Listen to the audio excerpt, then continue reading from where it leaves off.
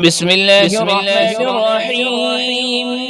طه ما أنزلنا عليك القرآن لتشقى إلا تذكرة لمن يخشى تنزيلا ممن خلق الأرض والسماوات العلى الرحمن على العرش استوى له ما في السماوات وما في الأرض وما بينهما وما تحت الثرى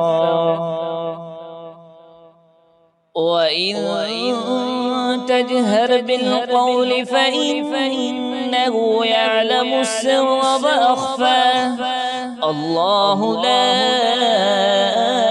إله إلا هو له الأسماء الحسنى.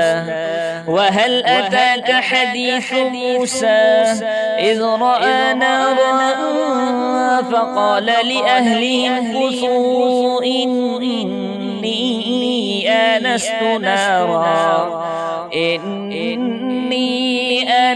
نارا لعلي آتيكم منها بقبس أو أجد على النار هدى فلما أتاها نودي يا موسى إني أنا ربك فاخلع عليك